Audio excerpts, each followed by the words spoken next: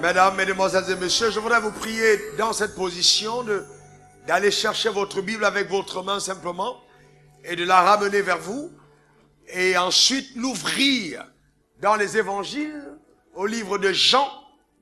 Allez ensuite au chapitre 16 et avoir votre attention rivée sur les versets 5 à 15 que nous allons lire à haute voix, car ce texte sera le prétexte de l'introduction du message que je vais apporter aujourd'hui, car je vais enseigner sur l'assistance surnaturelle du Saint-Esprit. Eh bien, je voudrais vous dire, cette série vous fera un bien indescriptible. Je vous garantis que vous ne pouvez pas vivre le meilleur de Dieu sur la terre sans avoir eu la découverte, la révélation de l'enseignement que je vais vous apporter. Elle va assaisonner votre vie. Vous aurez plus de saveur, vous serez plus délicieux. Vous serez agréable à regarder. Votre témoignage sera agréable à entendre. Car le Seigneur se manifestera avec puissance dans votre vie, au travers de votre vie, au nom suprême de Jésus. Que quelqu'un me donne un très bon amen. Amen. Alléluia. Jean chapitre 16. Nous lisons ensemble à haute voix les versets 5 à 15. On y va. 1, 2 et 3.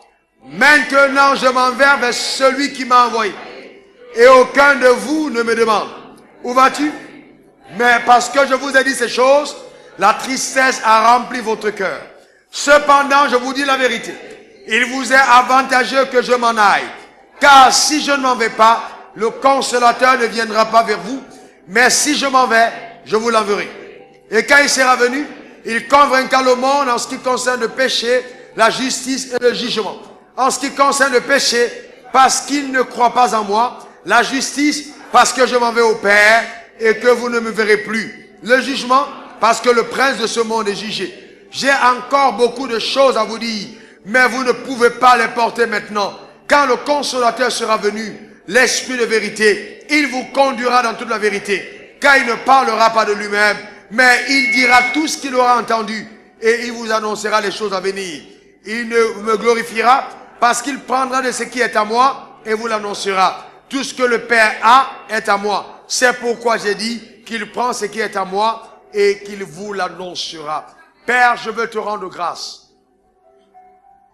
Merci pour le mystère de ta parole. Nous sommes privilégiés d'être exposés à la vérité. Que ton nom soit célébré. Je demande, Éternel des armées, que tu accordes à toutes les personnes qui m'écoutent en ce moment, dans cette salle et sur la planète entière, un esprit de sagesse et de révélation dans ta connaissance. Qu'ils soient illuminés de l'intérieur. Que la parole soit amplifiée dans leur esprit. Que la mesure soit la bonne. Et qu'ils puissent, chacun d'entre eux, voir la puissance du miracle, de l'accomplissement de ta parole dans leur vie, et qu'ils célèbrent le Dieu des cieux, au nom puissant de Jésus. J'ordonne, Éternel, que ta parole sorte avec vie, comme cela est de coutume. Qu'elle guérisse, qu'elle transforme, qu'elle délivre, qu'elle bénisse, qu'elle restaure, qu'elle redirectionne, qu'elle console, par ta puissance. Au nom de Jésus, nous avons prié. Et que quelqu'un dise Amen 3 fois. Amen, amen, amen. S'il te plaît, donne-moi un amen de quelqu'un qui a de l'espérance. Amen. Tu peux t'asseoir. L'assistance surnaturelle du Saint-Esprit. Eh bien, Jésus, ayant passé près de 3 ans avec ses disciples, avec ses apôtres, avec les personnes qu'il a préparées, qu'il a mises à part, qu'il a impactées, qu'il a enseignées, qu'il a motivées, qu'il a réprimandées, s'apprête à vouloir les quitter. Et il va donc faire une déclaration importante, celle que nous venons de lire.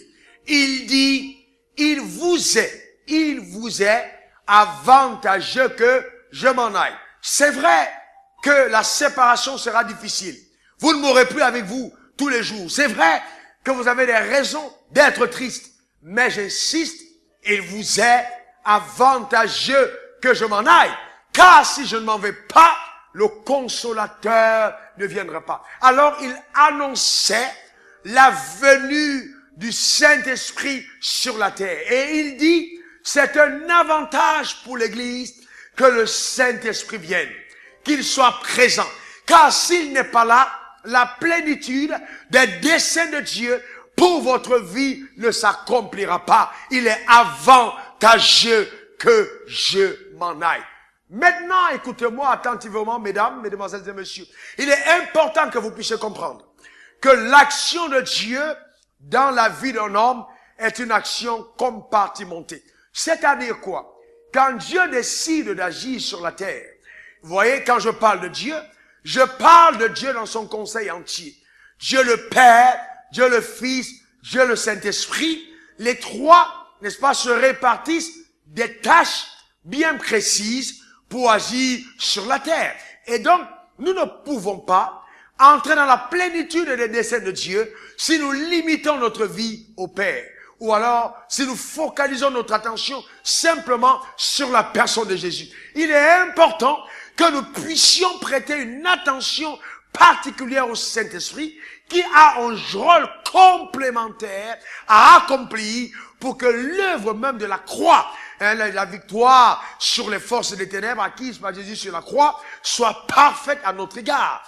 Nous ne pouvons pas marcher dans le plan parfait de Dieu, accomplir ses desseins, jouir de sa restauration, la sagesse, l'intelligence, avoir la direction de Dieu, avoir la paix, la joie, marcher dans l'amour de Dieu, bref, dans les promesses de Dieu, sans l'assistance surnaturelle du Saint-Esprit.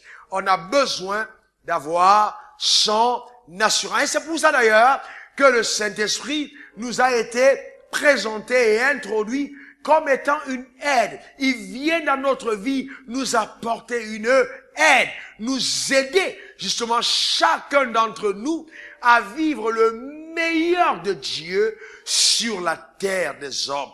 Dis, ça c'est mon partage. Je vivrai le meilleur de Dieu sur la terre des hommes, sans rater le ciel. Alléluia. Vous voyez?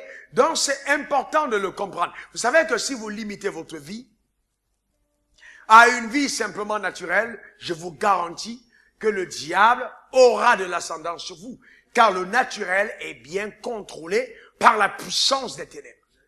Donc, si nous voulons faire un impact véritable, il nous faut aller au-delà du naturel. C'est pourquoi je parle de l'assistance surnaturelle. L'homme n'a pas été créé pour agir dans le naturel à partir du naturel. Non, l'homme a été créé à l'image et à la ressemblance de Dieu pour agir dans le naturel à partir du surnaturel. D'accord? C'est très important. À partir du surnaturel. Et vous voyez, et lorsqu'on parle du surnaturel, on se réfère à des événements dont les manifestations découlent des lois qui échappent au monde physique. Donc, au-delà des lois physiques, il existe des lois qui surpassent les lois physiques. Donc, quand nous parlons du surnaturel, c'est tout ce qui est au-dessus du naturel. Et vous voyez, ces lois annulent les effets des lois naturelles qui nous gouvernent, nous influencent dans le monde physique. Donc, c'est important pour chacun d'entre nous d'être connecté à Dieu par le Saint-Esprit, justement, pour manifester une dimension surnaturelle. Dans cette série, je vous montrerai comment. Comment est-ce qu'on arrive à manifester cette dimension surnaturelle à laquelle Dieu nous appelle. D'accord? C'est pour ça d'ailleurs que Jésus a dit, vous êtes dans le monde, mais vous n'êtes pas du monde. Pourquoi? Parce que nous sommes du royaume des cieux. D'accord? Alors, le Saint-Esprit nous apporte une assistance surnaturelle. Jésus a dit, il est avantageux que je m'en aille. D'ailleurs, il dit, je vous ai enseigné beaucoup de choses, mais c'est vrai, il y a encore trop de choses que j'ai à vous enseigner. Mais ces enseignements-là, vous ne pouvez pas les comprendre maintenant. Il faut que je parle. Et le Saint-Esprit viendra, il vous communiquera cette vérité. Et là, quand il vous aura conduit dans toute la vérité, ouh là là, le meilleur de Dieu jammera au travers de vous. D'accord? Dans le Saint-Esprit, on le verra pendant cet enseignement, est capable de te conduire dans toute la vérité. Ça veut dire que quand tu marches avec le Saint-Esprit, ton futur n'était pas caché. Est-ce que vous êtes avec moi? Vous allez comprendre comment est-ce que quelqu'un peut être installé en plein dans la galère et commencer à célébrer la richesse. Et les gens le regardent comme étant fou. Mais alors qu'en fait, qu'est-ce qui se passe? Le Saint-Esprit a ouvert ses yeux en ce qui le concerne. C'est pourquoi la Bible me dit, stérile, réjouis-toi. Comment est-ce que vous pouvez demander à quelqu'un qui est stérile de se réjouir? Pourquoi? Parce que quand le Saint-Esprit arrive, il te donne de percevoir des choses que l'œil ne peut pas voir. Amen. Que l'œil ne peut pas voir. Vous savez, je suis de ceux qui n'ont pas peur pour leur futur. Même quand je vivais les moments les plus difficiles, je prêchais les messages pleins pleine d'espérance. Pourquoi? Parce que en marchant avec le Saint-Esprit, j'avais vu des choses. J'ai vu des choses avant qu'elles ne viennent. Vous voyez? Et ça, c'est important. Jamais de ma vie, je ne suis allé voir un prophète pour demander, oh prophète, qu'est-ce que Dieu dit de moi? Non! Pourquoi? Parce que le Saint-Esprit m'a montré mon avenir. Je sais quel est mon avenir. Est-ce que vous êtes avec moi? Je le sais. Pourquoi? Le Saint-Esprit m'a conduit dans toute la vérité. Donc nous parlons d'assistance surnaturelle du Saint-Esprit. Comment est-ce que certaines personnes parmi vous vont découvrir le revêtement ô combien surnaturel, l'équipement d'en haut que Dieu a placé en vous? Pourquoi est-ce qu'il ne faut pas être ignorant au sujet de sa propre identité? Pourquoi est-ce que nous devons découvrir quelle est notre destination finale? Ça, nous ne pouvons pas y parvenir si le Saint-Esprit ne nous assiste pas. Ah, c'est terminé le ballottage à gauche, à droite. Non, c'est terminé.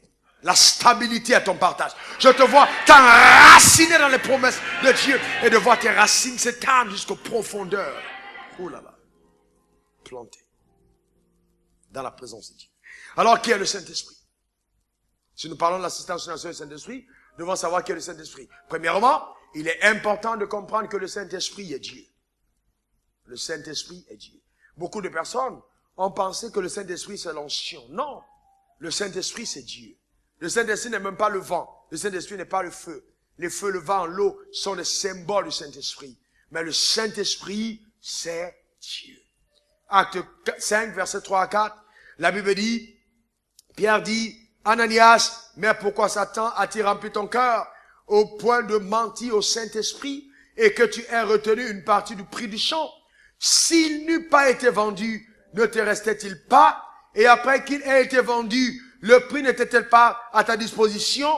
Comment as-tu pu mettre en ton cœur un pareil dessein?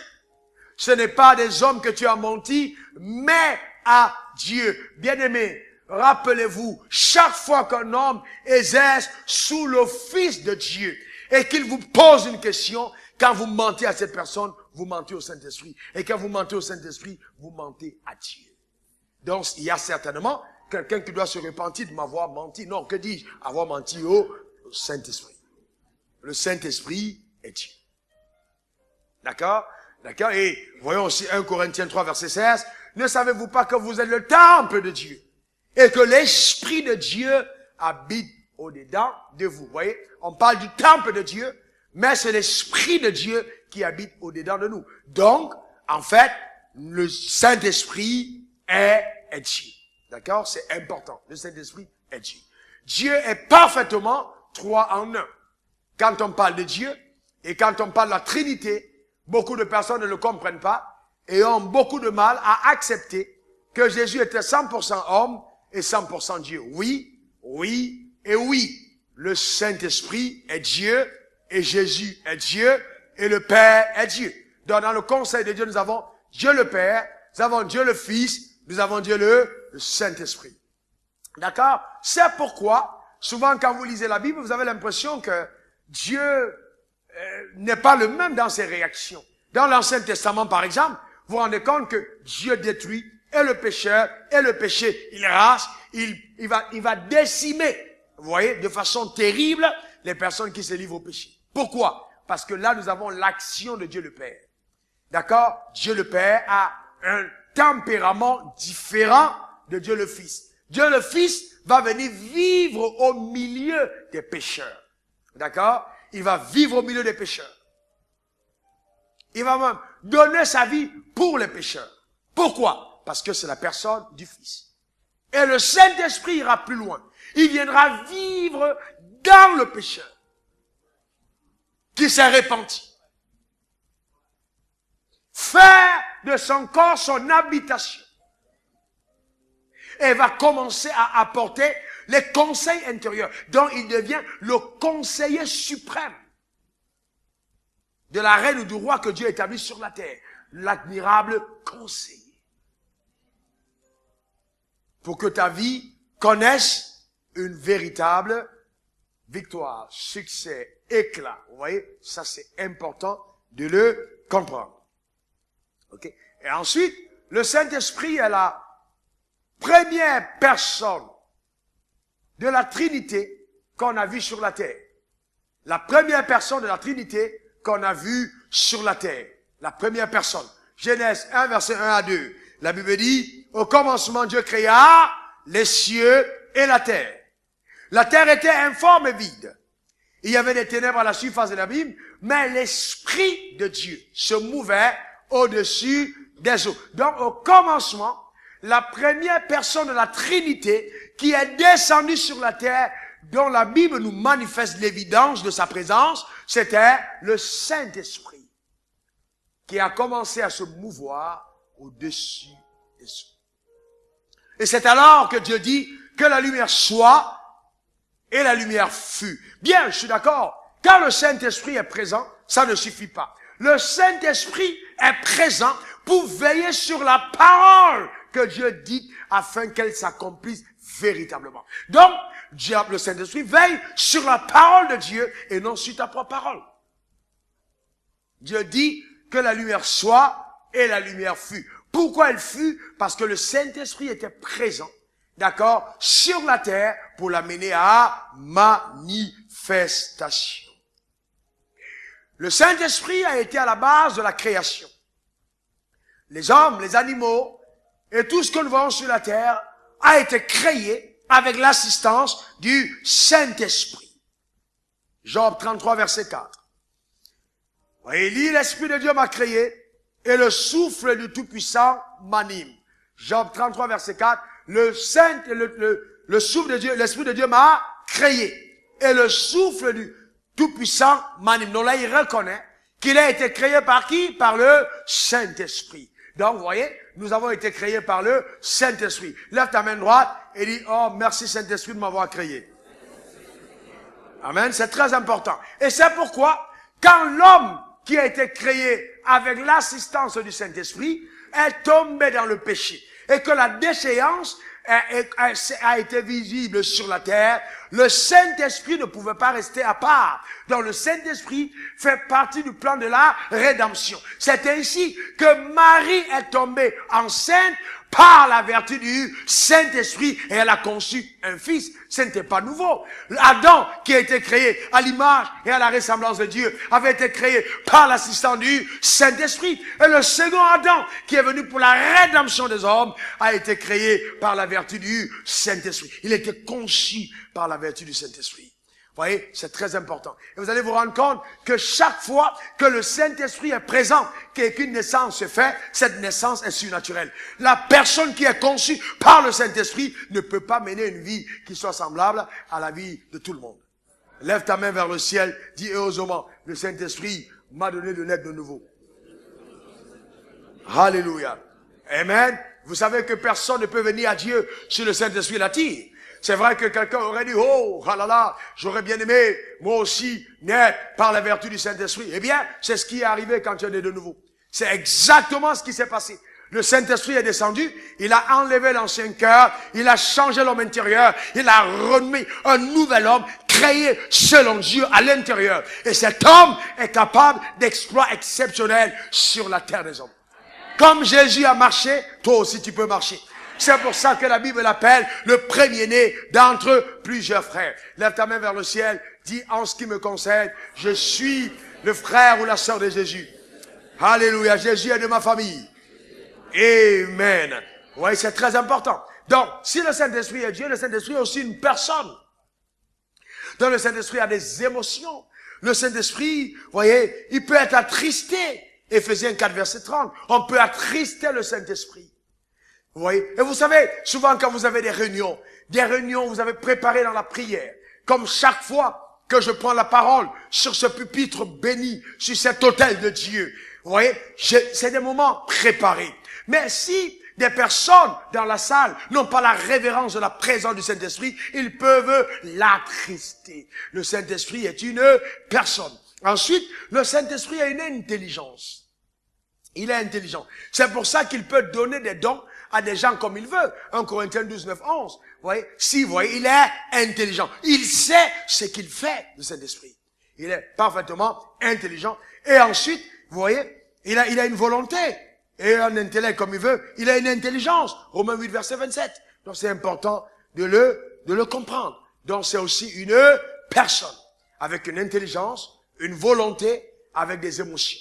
Donc, quand nous marchons avec le Saint-Esprit, nous ne marchons pas simplement avec un esprit, vous voyez, qui est là comme ça et qu'on ne voit pas. Non, mais nous sommes avec une personne. C'est pourquoi chacun d'entre nous doit développer la conscience de la présence de la personne du Saint-Esprit à ses côtés.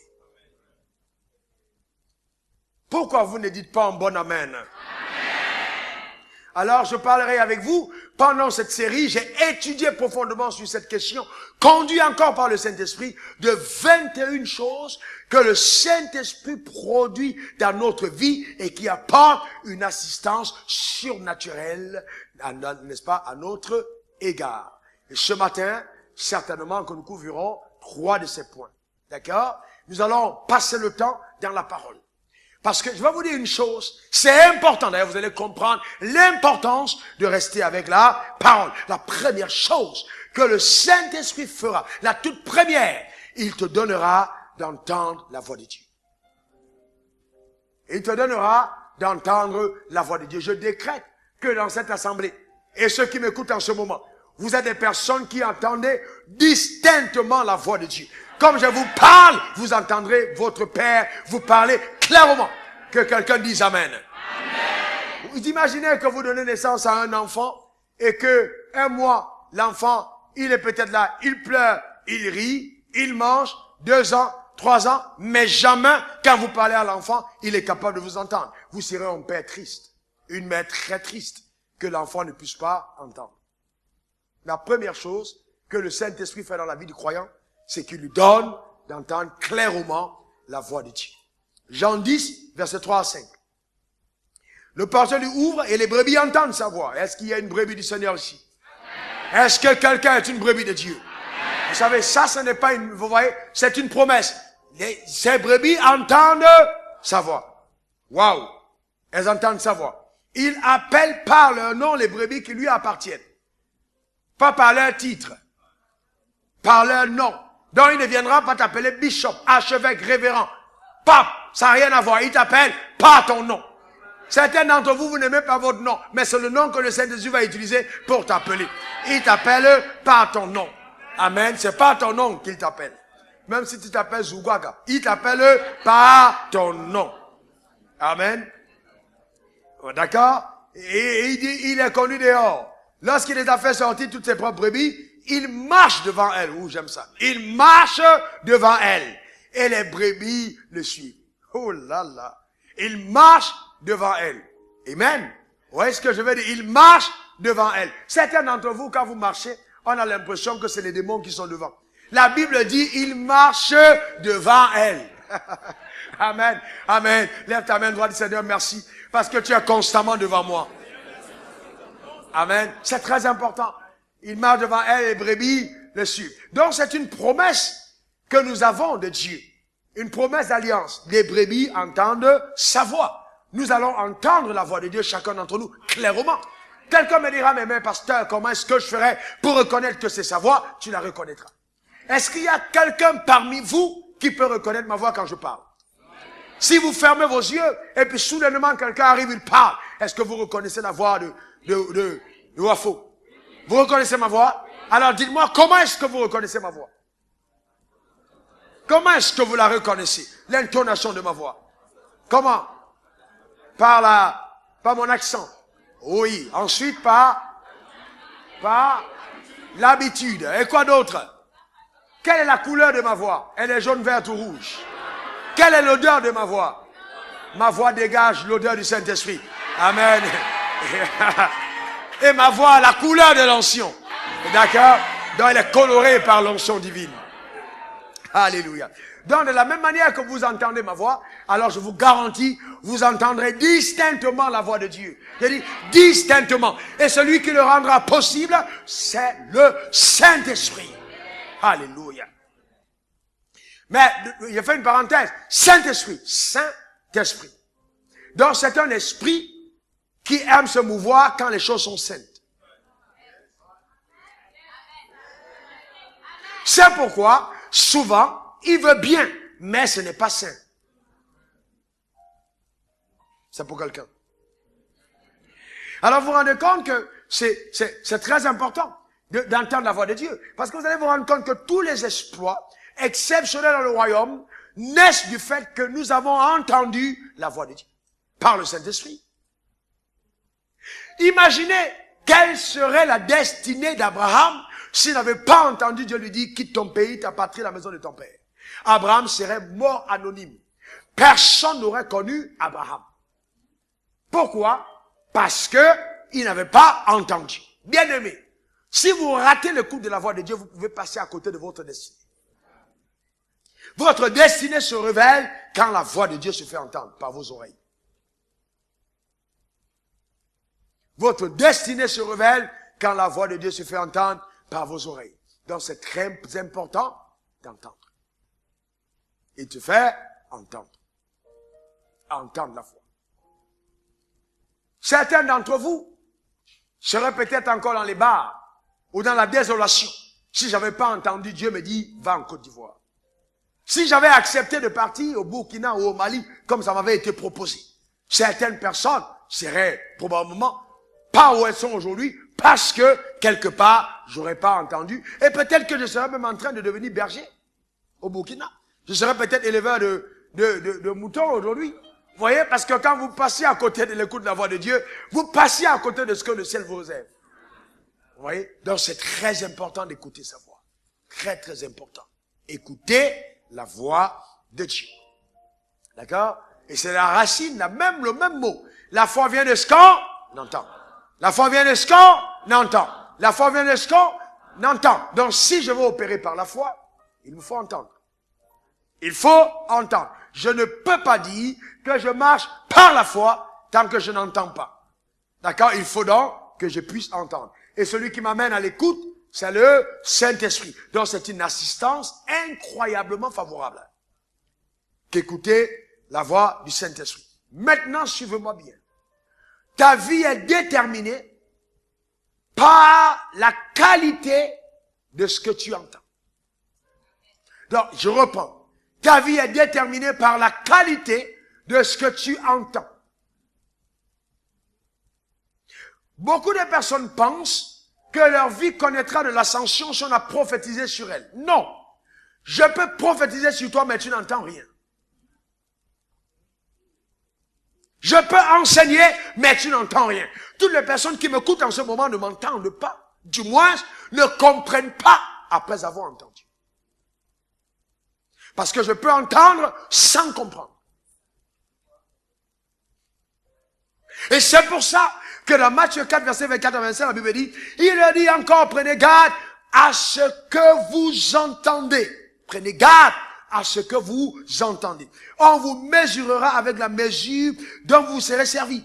On y ajoutera pour vous, car on donnera à celui qui a, mais celui qui n'a pas, on notera même ce qu'il a. Vous voyez? On a pris ce texte pour lever les offrandes. Mais en fait, dans ce contexte, il ne s'agit pas d'offrande. Non. Il s'agit de la mesure que j'ai accordée à la parole que j'ai entendue. C'est-à-dire quoi? Je peux donner le même enseignement. Un jour dans mon bureau, et j'ai compris plus tard pourquoi le Seigneur me l'avait montré, Dieu a ouvert mes yeux, et j'ai eu une vision des pierres précieuses qui étaient blanches, très blanches, qui étaient en train de descendre dans cet endroit. Et le Seigneur m'a dit, dis à mon peuple que ce que tu apportes est plus précieux que les diamants. Vous voyez? Mais quand on le dit, les gens ils disent Amen, mais ne comprennent pas la profondeur de ce que Dieu est en train de dire. Vous voyez? Ta vie va ressembler à la mesure que tu auras accordée à la parole que tu as entendue. On peut écouter le même message, mais ne pas le mesurer de la même manière. Est-ce que vous savez qu'il y a des gens qui disent, Seigneur, je sais que tu es bon, tu es merveilleux, oh là là, tu es agréable, fantastique. Tout ce que je veux, Seigneur, s'il te plaît, aide-moi à 60 ans que je puisse avoir une maison. Je ne veux pas mourir sans avoir une maison. Dans leur entendement de la relation avec Dieu, c'est que Dieu puisse les aider à avoir une maison. Ça, c'est bien leur compréhension de la bonté de Dieu à leur égard. Oh Seigneur, je suis malade. Mais Seigneur, s'il te plaît, aide-moi à ne pas trop souffrir quand je suis malade. Dans leur compréhension de Dieu, c'est que Dieu va venir apaiser tes douleurs. Vous voyez? Et comme Dieu dit, je te mesure avec la mesure avec laquelle tu t'es servi, dans ce que tu auras compris de ce que je suis capable de faire après avoir entendu ma parole, va déterminer ce que je vais faire. Vous voyez? Donc tout dépend de la compréhension que j'ai de ce que Dieu dit. On n'a pas tous la même mesure. Non, on n'a pas tous la même mesure. D'autres viennent à l'église, ils entendent Dieu prêcher, mais ils regardent le pasteur. Ils se disent, oh, dans tous les cas, il faut que je fasse tout pour être proche de cet homme. Comme ça, je crois qu'il pourra me filer un chèque. C'est tout ce qu'ils comprennent. Vous allez dire tout ce que vous dites, eux, ils ont leur compréhension. Vous voyez? Et ça, c'est dangereux. On doit mesurer. Dieu te mesure avec la mesure dont tu t'es servi. Quelle mesure appliques-tu à la parole de Dieu quand tu l'écoutes? Donc, chacun d'entre nous doit faire attention à la mesure. Quelle est ta mesure? Jusqu'où tu permets à la mesure de pouvoir être grande pour que l'action de Dieu soit grande à ton égard. Est-ce que vous savez que c'est important d'aller dans cette dimension? Regardez par exemple le cas de Sarah. Est-ce que vous savez que les problèmes qui sont arrivés à Sarah, elle n'était pas maudite, il n'y avait pas une malédiction générationnelle, non. Et que même au moment où Dieu l'a visitée, à cause de la mesure de la parole qu'elle avait de Dieu, elle s'est fermée aux promesses de Dieu. Quand Dieu a parlé à Abraham, et que la Bible dit Abraham crut, et que cela lui fut imputé à justice, il est rentré chez lui, il a parlé avec Sarah, et Sarah lui a dit, c'est fantastique, je crois ce message, je crois que Dieu t'a visité. D'ailleurs, quand je regarde ton visage, je sais qu'il t'a parlé. Je sais que dans cette maison, on aura des enfants. C'est pour ça que je t'autorise de prendre ma servante. Vous savez, en ce moment, elle s'est exclue du plan de Dieu par la mesure de sa foi. La façon de mesurer ce que Dieu dit. C'est terrible. J'ai vraiment prié que Dieu permette à chacun d'entre nous de comprendre ça. Oh là là, si tu peux comprendre que chaque fois que le pasteur parle, tu dois permettre à la mesure de l'écoute d'entendre Dieu au-delà des paroles que j'ai dites. C'est ainsi qu'elle a proposé à Abraham d'aller vers sa servante. Et Abraham est parti, et les choses se sont passées comme Sarah avait mesuré. Et plus tard, elle a eu des problèmes. Pourquoi? Parce que c'était sa mesure. Alors les gens vont dire, oh, non, je suis maudit, parce que les choses ne marchent pas pour moi. Mais quelle mesure tu as de la parole de Dieu? Quelle mesure tu accordes à la parole? Jusqu'où ton cœur est capable de croire ce que Dieu dit. C'est pour ça que Jésus a dit qu'il te soit fait selon ta foi. Mais ta foi est mesurée par la mesure que toi tu accordes à l'écoute de la parole. Vous avez des gens qui veulent aller loin dans la vie, mais ils ne lisent pas la Bible, ils ne méditent pas la Bible. Je vous garantis, il n'y a pas d'ascension de cette façon. Impossible. Ça peut peut-être arriver accidentellement, mais votre déclin sera aussi accidentel. Vous ne pouvez pas être maintenu dans les hauteurs sans avoir une bonne mesure de la parole de Dieu. Impossible. Prenez tous les raccourcis que vous voulez. Par expérience, je vous garantis que la mesure de la parole va déterminer ce qui va arriver. Sarah a dû changer sa perception avant que le miracle ne se produise dans sa vie. Vous voyez comment est-ce que nous comprenons la parole que Dieu donne? J'étais assis à table avec des gens au Congo et je parlais. Étrange, ils m'ont posé une question. Ils ont posé 2, ils ont posé 3. Alors j'ai répondu, habité vraiment par la sagesse d'en haut.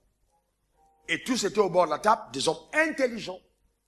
Au bord d'une table, des personnes qui participent à la gestion du pays au plus haut niveau.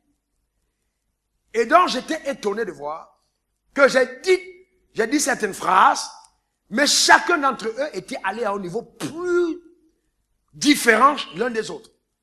Lui, il a écouté et il m'a dit, voici, ce que Dieu m'a dit. Vous voyez? C'est comme ça qu'il m'a dit comment est-ce qu'il a compris ce que j'ai dit. Celui de gauche a donné sa compréhension, c'était différent de celui de droite. Celui de devant, c'était différent. Mais qu'est-ce qui s'est passé? La mesure que chacun a posée. Vous voyez? La mesure. Est-ce que vous savez qu'il y a des gens qui viennent à l'église, quand la parole passe, ils n'ont aucune mesure. Ils attendent simplement que le message finisse, on va encore danser et ils vont rentrer.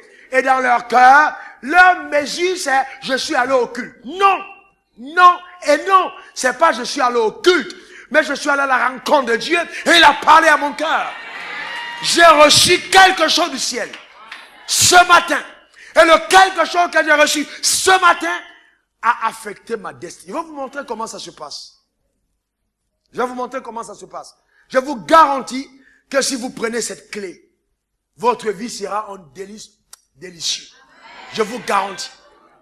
Prenez cette clé, vous allez vous rendre compte, c'est incroyable. Regardez, Jésus continue au verset 26 et 27. Il dit encore, c'est juste après avoir dit ça, il dit encore, le royaume des cieux, il en est encore du royaume de Dieu comme un homme jette de la sémence en terre. Un homme fait quoi? Un homme jette de la sémence en terre. Maintenant, si tu veux bien, qu'il dorme ou qu'il veille, nuit et jour, la sémence germe et croît sans qu'il sache comment. Oh là là, ça va t'arriver sans que tu ne saches comment. Mais bien aimé, je te garantis que Dieu va t'épater. Non, je te dis sérieusement, Dieu va t'épater. J'ai compris que Dieu m'a suscité pour te préparer à être étonné par le ciel. Mais comment? Par la parole que tu entends.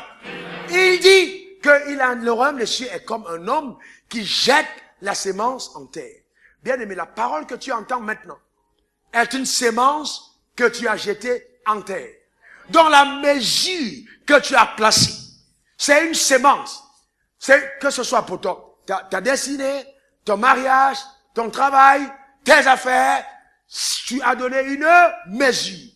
Et la Bible dit, sans savoir comment, que tu dormes ou que tu veilles. Ça veut dire que quoi?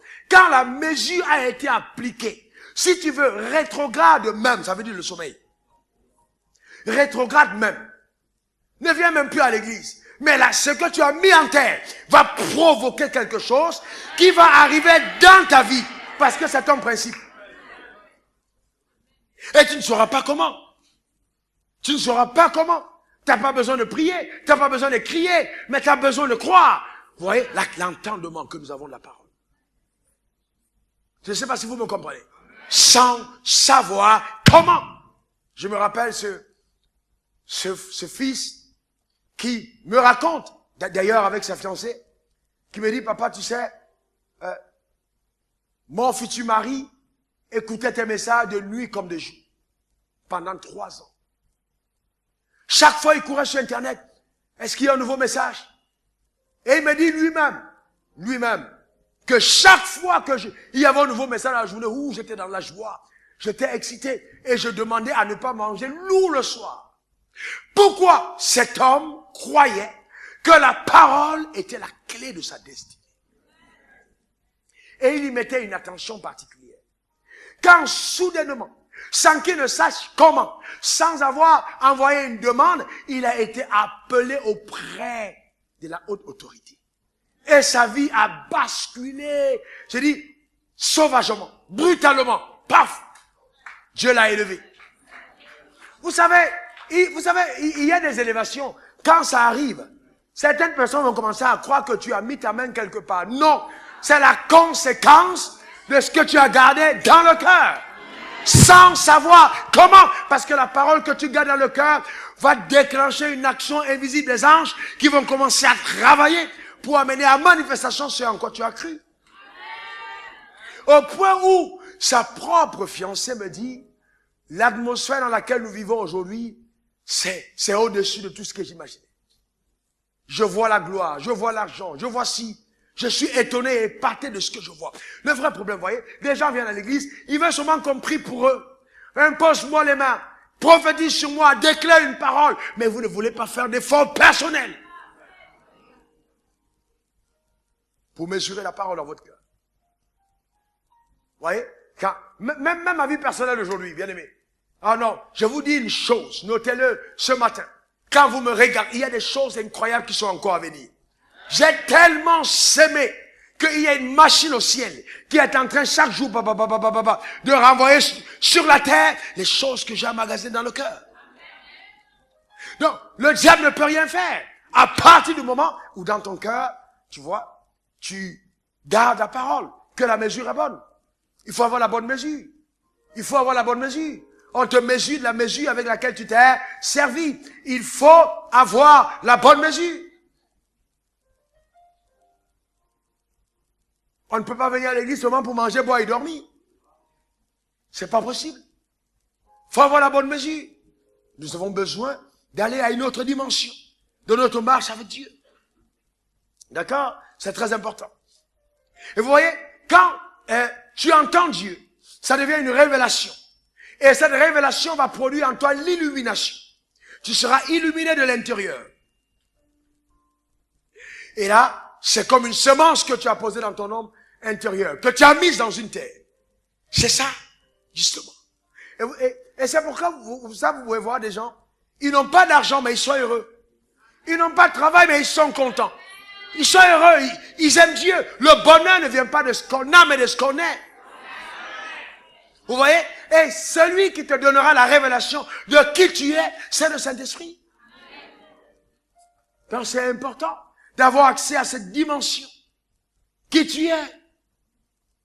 C'est pour ça que la Bible dit, Abraham a été justifié par sa foi. Mais eh bien, s'il vous plaît, mesdames, mesdemoiselles et messieurs, écoutez-moi. J'ai besoin de votre attention. Suivez-moi bien. Abraham a été justifié par la foi. Vous savez que quand Abraham a été justifié, il n'avait pas encore d'enfant. Qui de vous sait qu'il n'avait pas encore d'enfant? Il n'avait pas encore d'enfant. Quand il a cru, cela lui a été imputé à justice, il n'avait pas encore d'enfant.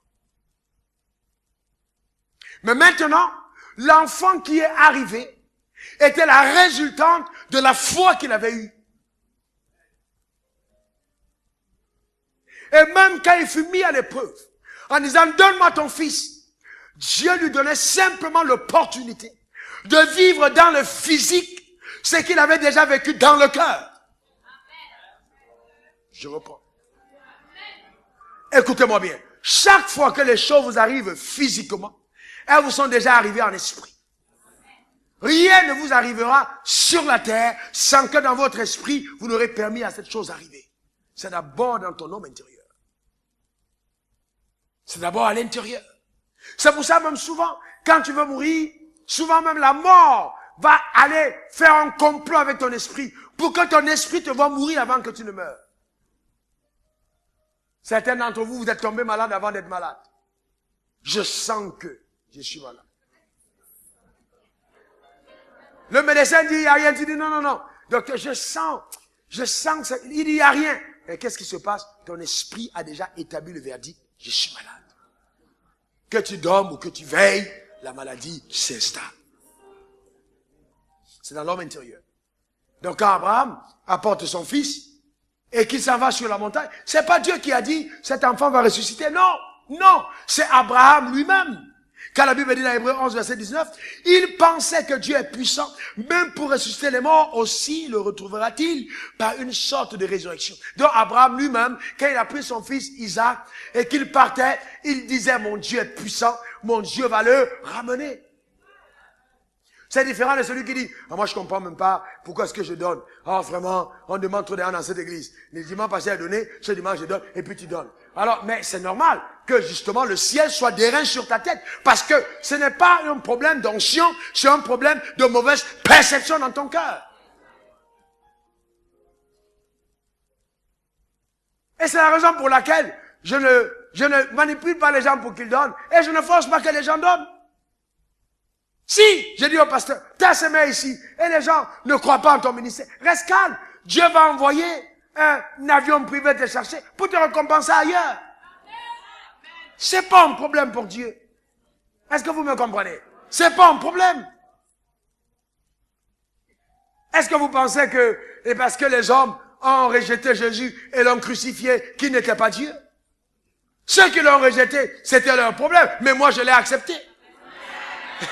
Est-ce que vous comprenez? Vous comprenez ce que je suis en train de dire? Donc il faut faire attention. C'est très important. Notre perception à l'intérieur.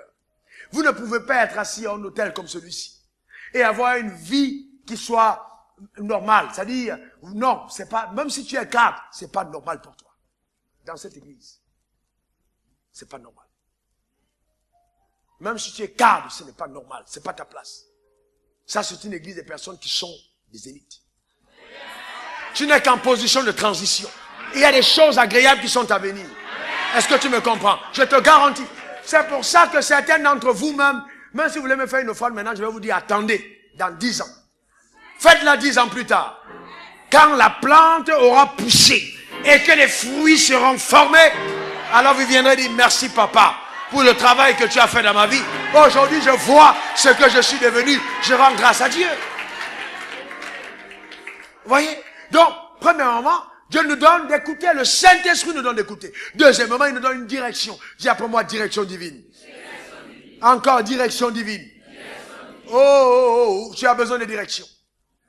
Tu as besoin de direction. Ceux qu'il a connus d'avance, il les a prédestinés. Alors, la direction te montre la destination. Non, la destination. Et la destination révèle ta destinée. D'accord? La direction me montre la destination. Mais c'est la destination qui révèle ma destinée. Et non où je suis. D'accord? Et non où je suis. Quand Jésus était à la croix, il était au milieu des brigands. Mais ce n'était pas la destination, c'était le transit. Il était en transit pour le ciel. Quand il est descendu d'entre les morts, les autres morts pouvaient dire, ah, même Dieu est parmi nous. Mais ce n'était pas sa destination finale. Il était en transit.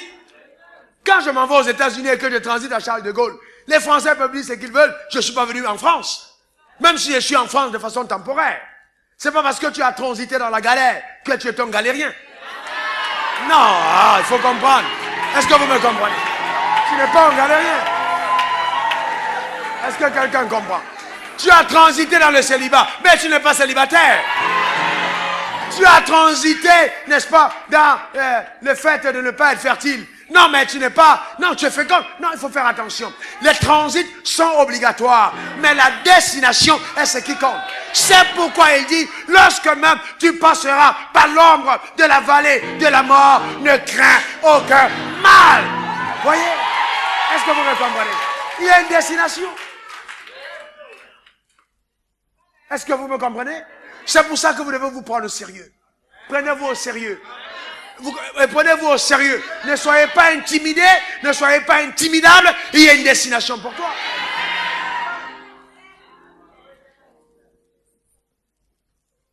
Maintenant, quelqu'un qui va dans un pays où il fait froid, il ne s'habille pas comme quelqu'un qui va au Tchad. Tu peux pas avoir une destination de gloire et tu n'es pas préparé à aller là où tu vas. Il y a un équipement qui va avec le fait de prendre la direction que Dieu te donne. Donc, le Saint-Esprit te montre la direction à suivre pour ta destination. C'est important. Donc, il y a une direction. Dis après moi, je suivrai cette direction. Encore, je suivrai cette direction. Vous voyez? Donc, c'est important. La direction est importante. Et quand je parlais quand je parle de direction, je veux que vous compreniez ceci. Chaque fois que je sais exactement où je vais, ma productivité, mon impact dans le royaume augmente parce que je suis focalisé, je sais où je vais. Une personne sans direction ne diffère pas d'une personne sans identité. Quelqu'un qui ne sait pas où il va, il n'a pas d'identité. Vous voyez, il faut savoir où tu vas dans la vie. Savoir où tu vas. Et chaque fois dans la vie qu'on ignore qui on est, suivez-moi bien, on a tendance à se définir par ce qu'on a. Quand tu ignores qui tu es, tu te définis par ce que tu as. Bien-aimé, je sais qui je suis. J'ai pas besoin de porter des chaînes, 15 chaînes en or sur mon cou pour montrer que je sais qui je suis. Non, non, je me définis pas parce que j'ai, mais je me définis parce que je suis. Donc même si je suis en culotte et en babouche, et avec un t-shirt je sais qui je suis, bien-aimé. Vous me comprenez? J'ai de la valeur. Pourquoi? Mais arrêtez, arrêtez, arrêtez. Ne soyez pas des personnes simplement hyper matérialistes pour prouver votre identité. Non, ce n'est pas le matériel qui prouve votre identité. Le matériel vous accompagne vers votre destinée. C'est tout.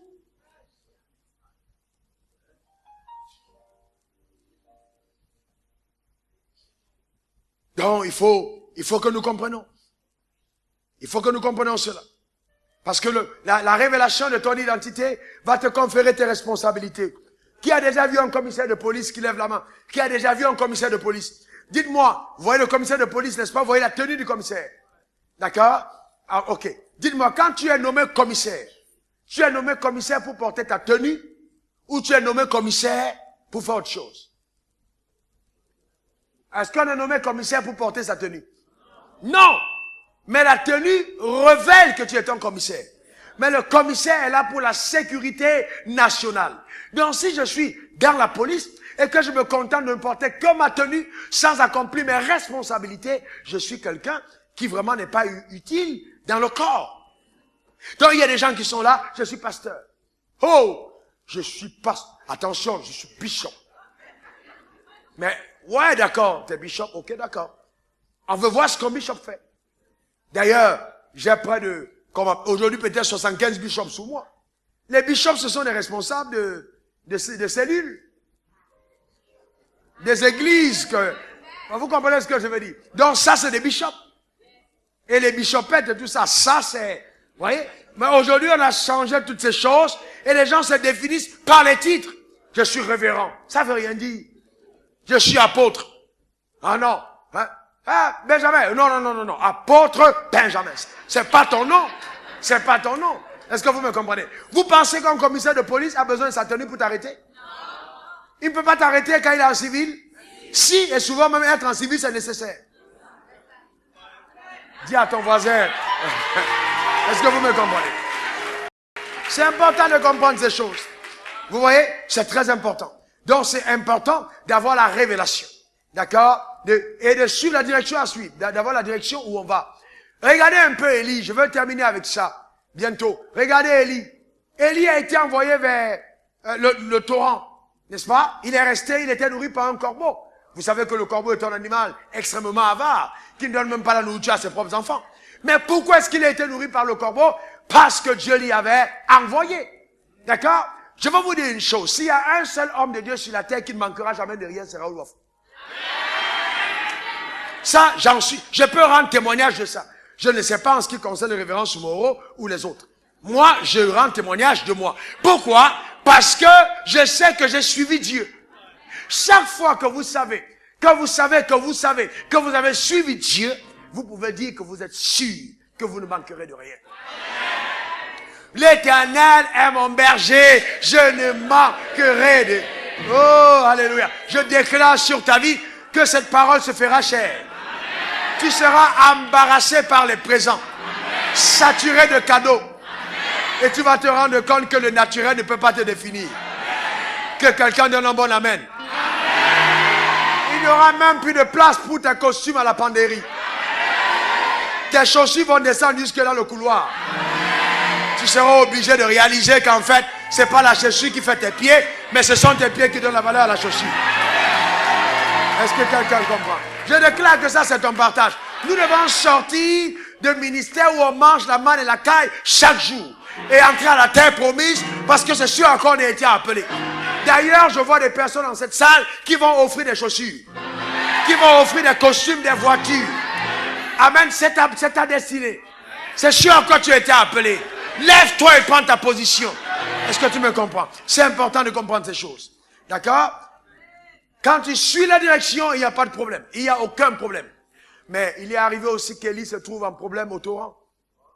Le torrent, le corbeau n'est plus venu. Il n'a plus entendu croc, croc, croc. Le soir, il dit, ah, qu'est-ce que j'ai? Il pouvait dire, ah, peut-être, est-ce que je n'ai pas eu une mauvaise pensée? Est-ce que je n'ai pas péché? Est-ce que le diable m'a pas attaqué? Il pouvait livrer des combats au bord du torrent jusqu'à ce qu'il meure là, de faim. Il y a des batailles qu'il ne faut pas livrer inutilement. C'est pas tout qu'on résout à riba, kata, je te cherche. Non! Souvent, il faut être calme. Juste être calme. Et puis Dieu dit et demander à Dieu, que veux-tu que je fasse? C'est là que Dieu lui a dit, va maintenant. J'ai ordonné à une veuve de te nourrir. Certains d'entre vous, c'est ça votre problème. Vous ne marchez qu'en fonction de l'abondance. Vous aimez aller dans les endroits où il y a beaucoup. Alors que quand Dieu vous conduit, il prend le soin de vous amener là où il n'y en a pas. Souvent, c'est un signe que vous êtes né pour changer l'environnement. Vous comprenez? C'est ça le problème.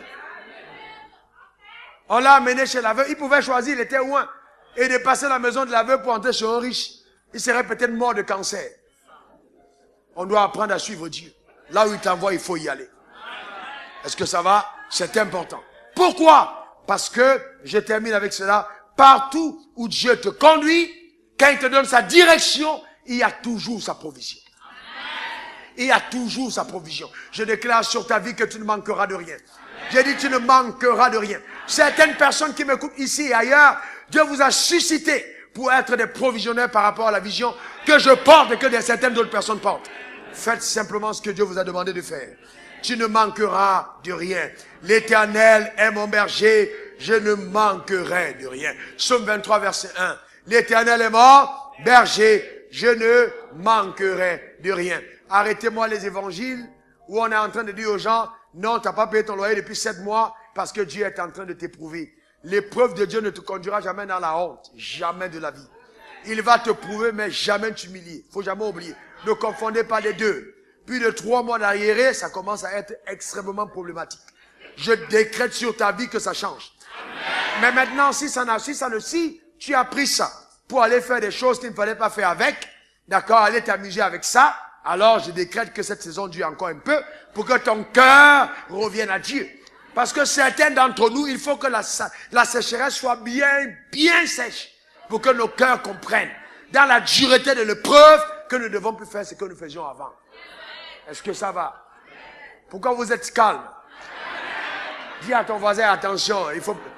Est-ce que tu es vraiment... Voilà, c'est très important. Ok, la provision ne fera pas défaut, n'est-ce pas? Amen. Qui croit que c'est son partage? Amen. Alors, je termine en disant ceci, bien-aimé, suivez-moi. Vous savez l'histoire de Pierre? Quand Jésus est parti, il a eu l'impression qu'il avait été abandonné. D'accord? Que Jésus l'avait laissé. Combien de personnes parmi nous ont l'impression que Jésus les a abandonnés? Et vous allez vous rendre compte, dimanche prochain, quand je vais, non, mercredi, quand je parlerai de ça, bien-aimé, je vais vous dire une chose. Le vrai problème de beaucoup d'entre nous, c'est que nous regardons trop au ciel. Et c'est pour ça que l'ange est descendu pour dire, pourquoi vous continuez de regarder là-haut? On parlera de ça. Pourquoi il ne faut pas trop regarder au ciel? Pourquoi vous continuez de regarder là-haut? De la même manière qu'il est parti, ne va-t-il pas revenir? Baissez les yeux et commencez à regarder sur la terre. Pierre a regardé au ciel, après il a dit, bon, je m'en vais à la pêche. Il est parti à la pêche, rien du tout. Et c'est après donc que le maître, oh, alléluia, certains d'entre vous, vous allez voir Jésus. C'est alors que le maître était au rivage. J'aime une vie conduite par le Saint-Esprit. Parce que quand il y a l'assistance du Saint-Esprit, on a l'assurance que Jésus n'est jamais loin. Alléluia, il était au rivage. Et il regardait son fiston en train de se débattre. De l'autre côté, quand il a appelé, il dit, jette ton filet à la droite. Bien aimé, ceux qui vous ont précédé savent exactement de quoi il parle. Un père, en cette occasion de fête des pères, doit non simplement être un repère, mais avec lui, on doit marcher de pair.